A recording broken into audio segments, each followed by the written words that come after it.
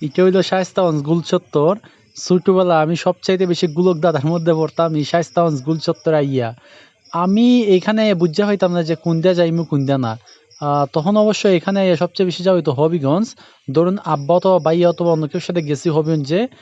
যাওয়া অথবা আওয়ার সময় এখানে নামার পরে আমি টুকাইয়া পাইতাম না যে কোনদের থেকে কোনদিয়া আমি যাইতাছি, কোনদের থেকে কোনদিয়া আমি আইতাছি। মানে মাথা পুরোই চক্কর খাইতো। আর সবচেয়ে বেশি ইন্টারেস্টিং বিষয় আমার আছে যে আমি যার সাথে গেছি সে কেমনে যে চিনে আইছে। আমি এটা ভাই বুঝা পাইতামই না। আর একটা বিষয় দেখিতে জানেননি, আমি ভাবতাম বিশ্বকাপ ক্রিকেট খেলা বুঝি গোল চত্বরের মতো কোনো জায়গার মধ্যে হয়। ক্রিকেটের মাঠ তো গোল, তাই আমি ভাবতাম হয়তো বা বিশ্ব রোডের পাশে এরকম কোনো একটা জায়গা আছে গোল চত্বরের মতো, এখানের মধ্যে ক্রিকেট খেলাটা হয়। আমি তখন ভাবতাম আরে এরকম গোল চত্বরে যখন ছক্কা যদি জুড়ে মাইরা দেয় তো যদি গাড়ির মধ্যে এবার গাড়ি তো ভাঙ্গা যাব। হালি রে ভাই তা আজ কবি চিন্তা ভাবনা আমার মাথার মধ্যে আইতো।